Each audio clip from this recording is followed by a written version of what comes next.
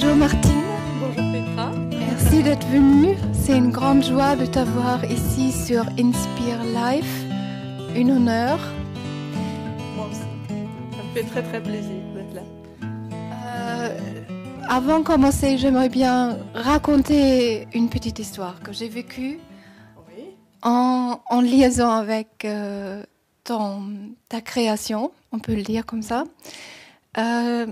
Il y a quelques mois, j'étais invitée chez des amis qui ont des enfants. Et cette soirée-là, la petite Julie, qui a à peu près 10 ans, ne me lâchait pas. Elle voulait absolument me montrer un BD qu'elle a lu et m'expliquer tout ce qu'elle a vécu à travers de cette BD. Et voilà, maintenant, j'ai l'auteur de ce BD ou de cette série de BD à côté de moi. Je suis vraiment très contente parce que pour moi, c'est vraiment quelque chose qui est nouveau, de un, qui est très très beau et inspirant pour les enfants et les parents, parce qu'en fait, si j'ai bien compris, ça peut être lu de 8 ans jusqu'à 98 ans ou même plus. Les enfants de 5 ans qui comprennent très bien, oui. Même les enfants de 5 ans, parfois. Et exact. Et cette petite Julie, elle était complètement emballée. Et après, j'ai parlé avec son père qui me disait, enfin, il y a un livre qui permet une communication profonde entre les enfants et les parents par rapport à tout dont on parle. Et on va en parler dans ces BD-là. Et on peut ensemble avancer sur ces sujets-là. Et en plus, nous les adultes, on apprend encore des choses qui sont très précieuses pour la vie. Donc le reste, je te laisse expliquer. Alors, cette fameuse série s'appelle comment ? Le trésor oublié de l'arc-en-ciel. Donc voilà, c'est un voyage à l'intérieur de soi-même avec une histoire. Le héros s'appelle Sancha et c'est un jeune qui part à la découverte de lui-même. Donc à travers toute une aventure avec des personnages qui l'initient en fait aux grandes lois de la vie. Donc voilà, c'est un jeune qui ne comprend rien aux choses des adultes et au monde des grands, et puis qui est entendu par Guy Déry, un petit personnage qui ressemble un peu à une grenouille, et qui l'emmène dans un monde parallèle où il rencontre Gaudi, qui est un papillon, et c'est un mage, et un grand sage. Et donc voilà, il lui propose de retrouver le trésor de l'arc-en-ciel. Et donc c'est un voyage initiatique à travers les différentes couleurs. Donc c'est un tome par couleur. Donc ça c'est le 6e. Ça c'est le dernier bébé, oui. Voilà. C'est le 6e. Donc il y en aura 8. Il y a 7 couleurs de l'arc-en-ciel, mais dans le dernier, ce sera un peu le résumé de tout et la découverte du trésor. Donc voilà, le premier c'est le rouge. C'est la décision de se mettre en route. Ce sont nos racines, celles qui nous permettent d'avancer, mais aussi toutes les racines qui nous empêchent d'avancer, hein, toutes les loyautés familiales, tout ce qui nous entrave. Il parle aussi des prises de conscience, ce qu'est une prise de conscience. Parce que si j'ai bien compris, Martine, c'est basé sur les couleurs, Oui. 7 couleurs du chakra aussi, donc les énergies subtiles. Oui, donc chaque couleur, si tu commences par le rouge, donc c'est le premier tome. C'est ça. Ça parle de l'enracinement, de la colère aussi. Oui, de la colère, oui. Mais par contre, je ne parle pas de chakra dans le premier tome. Parce que justement, je veux que ce soit des livres qui soient accessibles à un maximum de monde. Je n'ai pas envie de commencer à effrayer par des termes qui pourraient éventuellement faire peur. Voilà. Donc, c'est ça que je trouvais très très chouette aussi, parce que c'est neutre. Et en même temps, on comprend la subtilité qui est derrière. Et à part des couleurs et des chakras, je trouvais très pertinente qu'il y a aussi beaucoup d'autres outils que toi, autant que personne, avec ta vie, tu voulais transmettre aussi des outils de coaching carrément, comment mieux vivre sa vie. Oui, tout à fait. C'est tout ce qui, moi, m'a permis de passer. J'ai changé de vie en 2006. J'ai changé, on aura peut-être l'occasion d'en parler tout à l'heure. Donc j'ai vraiment changé de vie et je me suis rendu compte qu'il y avait beaucoup de clés et que ces clés étaient vraiment accessibles seulement à peu de personnes. Enfin, il y a de plus en plus de gens qui s'éveillent à trouver un sens à leur vie. Et donc je me suis dit, mais finalement, ce serait bien de mettre tout ça accessible aux plus jeunes. Hein. Ce sont quand même les adultes de demain qui ont à créer ce nouveau monde qui arrive là. Dans ce chaos que nous vivons, ils vont avoir fort à faire. Donc s'ils ont déjà une base intérieure, un alignement intérieur, et qui comprennent comment comment fonctionnent les humains, parce que qu'on soit de n'importe quelle nationalité, religion ou n'importe quel pays, on fonctionne tous de la même manière. Et donc on a tous cet arc-en-ciel à l'intérieur de nous. Et donc, voilà, s'ils ont cette base-là, ben pour eux, ce sera peut-être déjà plus facile de vivre avec eux-mêmes et avec les autres. Et donc, c'est pour ça que j'ai voulu vraiment faire ces bandes dessinées sur les lois de la vie, le fonctionnement humain. Voilà. J'ai trouvé plein de trésors dans le trésor oublié, comme par exemple, je crois que c'est dans le rayon jaune, donc, pardon, oui, je crois que c'est ça. Il y avait l'écoute attentive, c'est ça. Il y a dans d'autres, il y a la communication, donc dans le rayon bleu, oui. La communication constructive, comment écouter. Dans le jaune, c'était la gérance des émotions aussi. C'est aussi les comportements humains.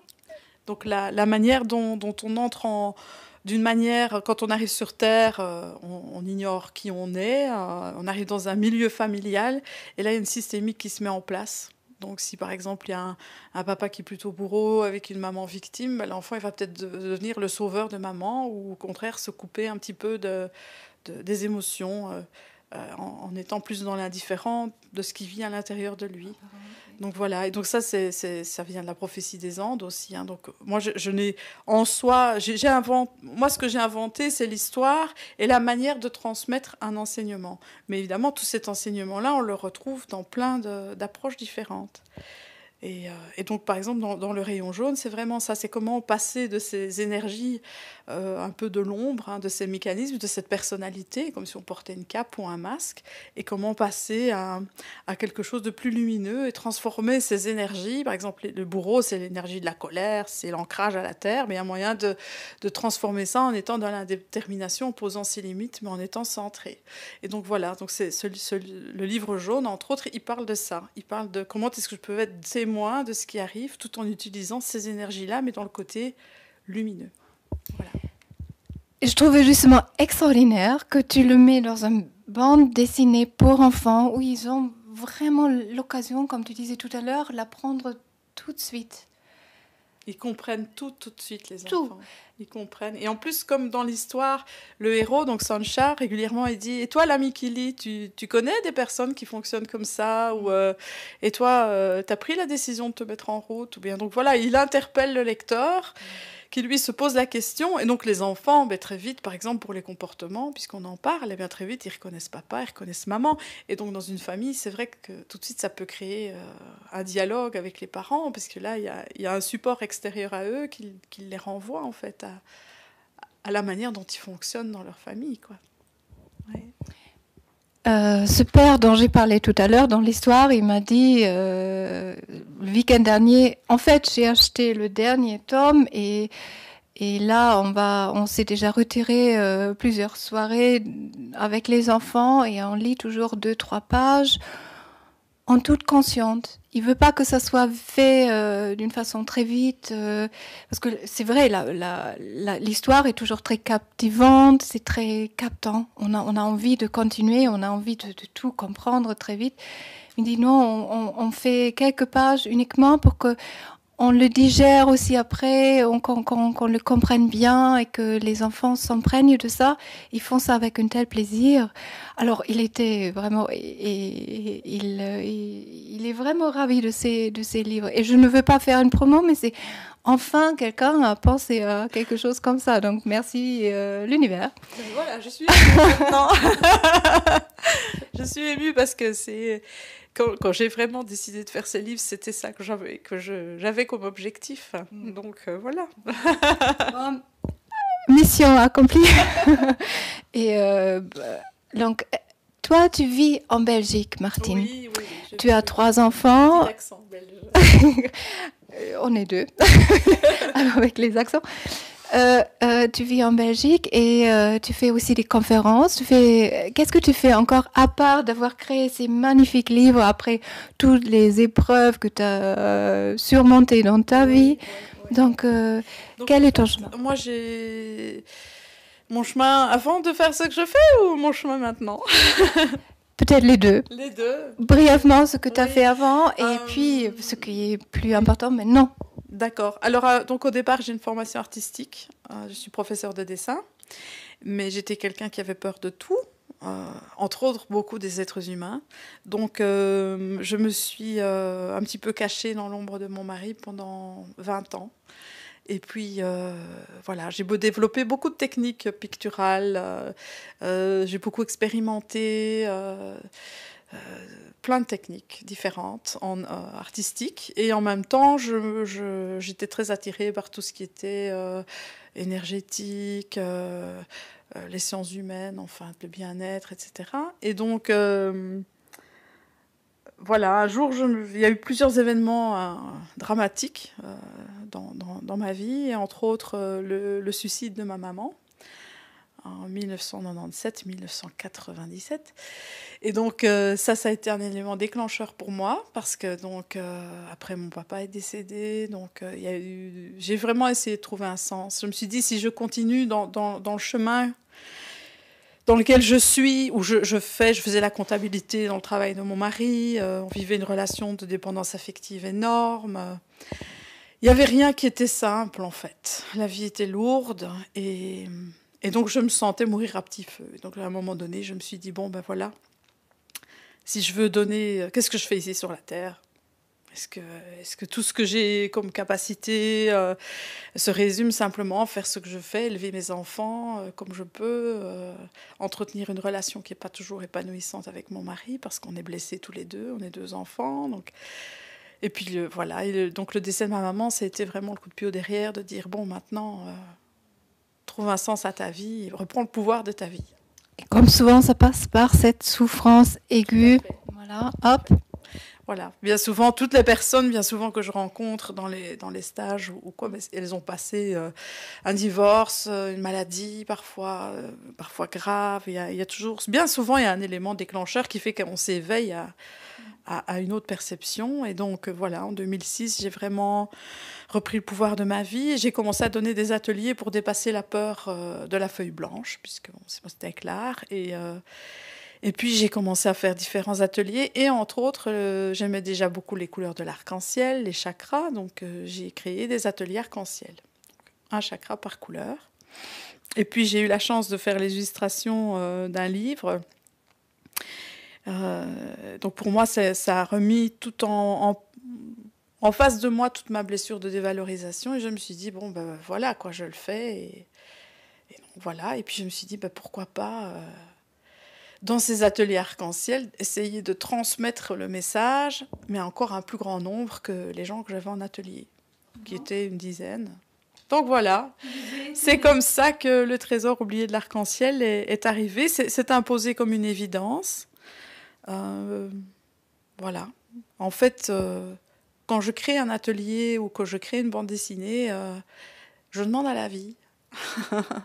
Et donc, et bien souvent, je trouve les bons enseignants, les bons livres, je croise les bonnes personnes ou bien moi-même, je trouve aussi certaines idées qui me viennent par rapport à l'histoire. Les personnages, les noms des personnages, c'est la même chose. Ça s'est un peu imposé comme ça. C'est comme le chakra, par exemple. Les chakras, c'est un personnage. C'est le chakra d'arc-en-ciel. Et d'arc-en-ciel, j'aimais bien parce qu'il y a le mot d'arc qui est l'ombre, le noir, et en-ciel qui est l'ange. Donc il y a de nouveau les deux polarités, ombre et lumière, qui sont très importantes. Hein. C'est notre côté humain, notre côté divin à réunifier. Voilà, en très bref. Très beau. Et ça, c'est comment l'inspiration est venue. Et maintenant, à part ces livres-là, je crois que tu as encore beaucoup d'autres. En fait, tu es un trésor toi-même, des Comme tout le belles monde, idées. tous des trésors. Et ça jaillit. Alors, qu'est-ce qui est en train d'émerger là en ce moment? Alors, donc, derrière ce projet de livre, donc il y a beaucoup d'enseignements et c'est parti sur des ateliers. Donc, moi, j'ai plein d'exercices très ludiques qui peuvent être adaptés à n'importe quel public, en fait, aussi bien les enfants, les petits, les grands. Et donc, l'idée déjà m'est venue à 4 ans de dire, mais voilà, ben je donnais déjà des ateliers, j'en donne encore maintenant sur l'enfant intérieur, sur plein de choses. De dire, ben, pour toucher un maximum de monde, l'idéal, ce serait de former des personnes à pouvoir transmettre cet enseignement avec la structure telle qu'elle est mise en place, pas parce que c'est moi qui l'ai mise, parce que c'est pas moi, c'est les chakras. Hein. Moi, j'ai juste rajouté quelques petits éléments qui me semblaient justes à tel ou tel endroit.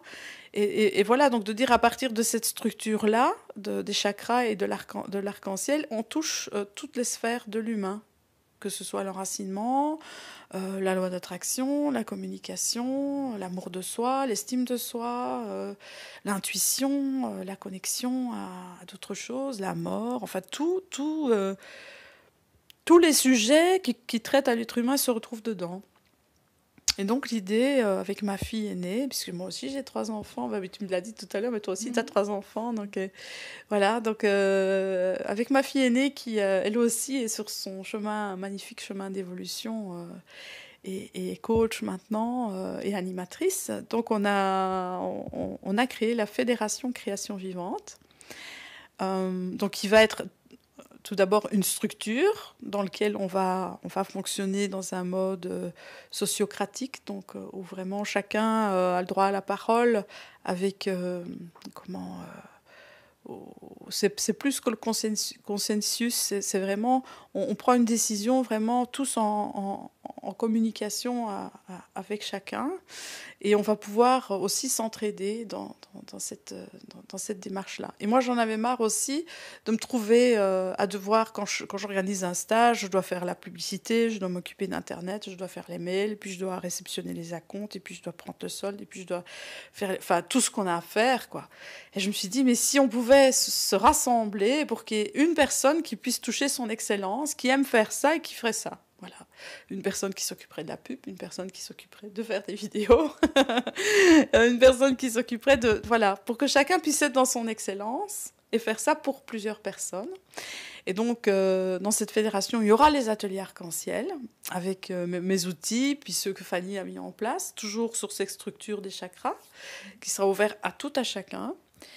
Il va y avoir aussi une formation qui sera réservée à des gens qui sont déjà des praticiens du bien-être. Pourquoi ? Parce que dans cette formation-là, le but, c'est de mettre de la pédagogie, de mettre des outils techniques, comment animer un groupe, comment débuter un groupe, des techniques d'art-thérapie aussi, puisque moi, j'utilise beaucoup aussi l'art-thérapie.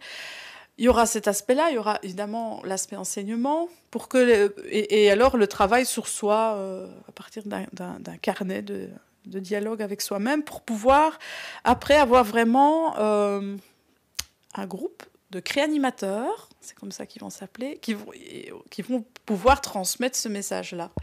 Créanimateur, je trouve extraordinaire ce thème. Et dans quel but est-ce qu'ils vont enseigner des adultes, des enfants, ou les deux? Alors ça, ce sera au choix de chacun. En fait, le but ici, c'est d'ouvrir à un maximum de monde. Donc, si par exemple, ici, il y avait une amie à moi qui travaille en maison de retraite, eh bien, elle pourrait très bien adapter certains ateliers à la maison de retraite. Ça pourrait être en maternelle, ça pourrait être pour des enfants, ça pourrait être même pour des étudiants instituteurs, des enseignants. Dans les CPS aussi, j'aimerais aussi que ce soit ouvert à tous. Donc l'idée aussi, ce serait par exemple de proposer aux créanimateurs d'aller proposer des ateliers dans une association. On pourrait imaginer, ils vont aller, par exemple, offrir un atelier de 4 heures sur les mécanismes dont on parlait tout à l'heure dans le livre jaune, les mécanismes bourreaux, sauveurs, victimes, indifférents, par exemple dans une association de femmes battues. Donc ça voudrait dire alors qu'il y aura peut-être une femme qui aurait envie, après elle, de devenir réanimatrice, mais qui n'a pas eu les outils avant pour se sortir d'un schéma dans lequel elle s'est mise. Là, elle va comprendre comment ça fonctionne. Elle pourra demander une bourse à la fédération. Et donc, en demandant la bourse, eh bien, elle pourra faire la formation arc-en-ciel, la formation initiale, et puis pourquoi pas après continuer. Et donc créer un travail. Et donc voilà, c'est vraiment fédérer les talents pour pouvoir permettre à chacun de pouvoir s'épanouir. Voilà. Donc et tous les secteurs sont ouverts parce que chaque personne pourra utiliser les outils qu'il a déjà. Donc ça peut être une sophrologue, une kinésiologue, quelqu'un qui travaille avec les massages, qui a déjà fait un travail sur lui par une technique et qui pourra utiliser les outils qu'il va recevoir dans la formation et en plus après utiliser évidemment ses propres outils. Et alors ça s'appellera les ateliers création vivante. Et là, ils seront vraiment créés en fonction de ce qu'ils vont recevoir comme formation. Sur base des livres, évidemment, aussi, hein, parce que justement, c'est un support qu'on peut utiliser, et en même temps, sur base de leurs propres outils à eux, toute une manne à outils pour transmettre. D'accord. Et est-ce que tu as aussi un projet par rapport à l'éducation des enfants, peut-être plus profond, ou est-ce que c'est plus encore sur ces bases un peu générales? J'ai cru comprendre quand on a mangé tout à l'heure ensemble que peut-être vers l'éducation. Et là, quand tu m'as regardé, tout ton être s'est illuminé et je me suis dit, Oui, en fait... moi, j'ai des grands-enfants, hein, donc 26, 22, 19. Et je me suis rendu compte qu'ils ont chacun une personnalité. Donc l'aînée, elle est plus dans la dimension mentale. Sa nature est dans la dimension mentale. Donc pour elle, les études, ça a été quelque chose de facile. Elle a... voilà. Parce que... Notre société et l'école, enfin en Belgique, mais je crois qu'en France c'est pareil, on est dans une société mentale. Et donc elle, ça a été facile. Par contre, la deuxième, elle est dans une dimension, je dirais, extraterrestre. Et donc pour elle, l'école, c'était complètement... Elle trouvait aucun point de repère dans cette école. C'était pour elle pas du tout possible de trouver sa place dans une structure scolaire telle qu'on la propose maintenant. Je crois qu'elle se trouve plus seule. Il y a de plus en plus d'enfants qui sont dans la même situation. Parce qu'on a tous une nature différente. Moi, j'ai une nature... Elle a cette nature, je dirais, un peu extraterrestre. Moi, j'ai une nature émotionnelle. Donc moi, quand j'étais enseignante, quand j'étais étudiante, je fonctionnais à l'affectif. Si j'aimais bien les profs, j'allais travailler ou voilà. Et beaucoup d'enfants fonctionnent comme ça. Et mon fils, lui, qui est dans une dimension physique, il a besoin de concret. Donc il est allé plus dans des études techniques. Et ce qui se passe, c'est qu'on ne tient pas compte de cette nature de l'enfant, ou même humaine, hein, de chacun, on a cette nature. Et donc, le projet derrière cette fédération, c'est quand il y aura des réanimateurs, quand cette fédération qui sera reconnue, parce que bon, j'ai bien l'intention qu'elle soit reconnue, eh bien, l'idée, ce serait vraiment de pouvoir avoir des partenaires qui pourraient tous ensemble créer une école ou au moins proposer autre chose à l'école. Le but, c'est pas de se battre contre ce qui est, c'est de proposer autre chose. Et c'est vrai qu'ici, les réanimateurs, s'il y en a qui ont envie déjà d'aller proposer des ateliers dans des écoles, ce serait déjà un pied qui va pour rentrer dans une structure scolaire avec tout un projet. Mais ça, c'est aussi le projet qui tient très très fort à cœur à ma fille, justement, qui est dans la dimension plus mentale, parce qu'elle a cette structure analytique et c'est vraiment quelque chose qui lui tient aussi à cœur. Et moi aussi. Et donc, ce serait vraiment de créer un autre système d'enseignement qui tient compte aussi bien des matières à apprendre que de la matière humaine dont on parle dans les bouquins, quoi. Donc voilà. Quelle belle aventure, Martine. Et pour quelqu'un qui a eu peur des humains au début, quel trajet. Et vraiment, je te félicite beaucoup pour ça. Et c'est une grande joie de t'avoir parmi nous. Et sur Inspire Life, c'est sûr que tu apporte beaucoup d'inspiration et motivation aussi pour d'autres à se joindre dans ce projet ou dans d'autres qui sont peut-être dans la même voie. Et je te remercie beaucoup pour ce moment-là. Merci. Merci beaucoup. Petra. Merci à toi.